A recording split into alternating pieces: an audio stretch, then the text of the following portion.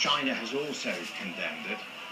The police are warning they could use the rated force of tens of thousands of protesters to not disperse. Well, our correspondent Juliana Liu joins us now on the line from Hong Kong.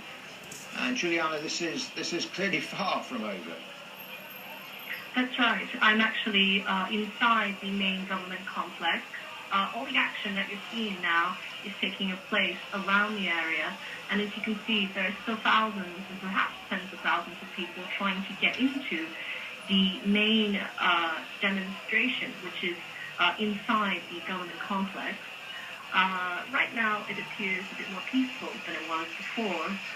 Earlier, there were several rounds of tear gas and, of course, pepper spray used against protesters. The police, who gave a press conference before the first round of tear gas was fired, said that they would use minimal amount of force against protesters who were trying to break through the police cordon to come into this area. China has given no indication that it is going to back down from the desire to approve, to vet candidates before the election in 2017 at the heart of this protest. So it does look like there is total deadlock. It does appear that way. China has responded officially to this protest, condemning it in very strong terms.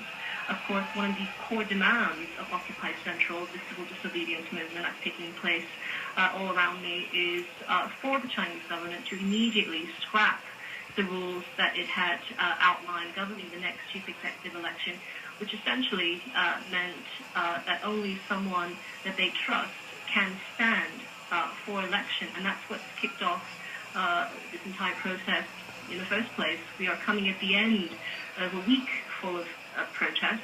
Students had headlined the earlier days. Now the protest has been taken over by a civil disobedience movement, a separate movement called Occupy Central, which has already succeeded in paralyzing Connaught Road, which is the main thoroughfare running through the heart of the city. Is it possible to tell whether, as you say, students started this, whether it does have the support of the wider population? Well, it does have the support of a very large part of the population. Exactly how large depends on which survey that one reads. But in general, not everyone supports the civil disobedience movement, but in general I would say that between 30 to 50% of the population do support greater democracy for Hong Kong, which is a Chinese city, but of course enjoys many special privileges and rights that people in mainland China do not enjoy. In fact, the pictures that you're seeing right now, this would not be allowed to happen to this extent in China itself. Okay, well, Juliana, thank you very much indeed for that. Those pictures live from Hong Kong showing that this demonstration is far from over, now into its third day.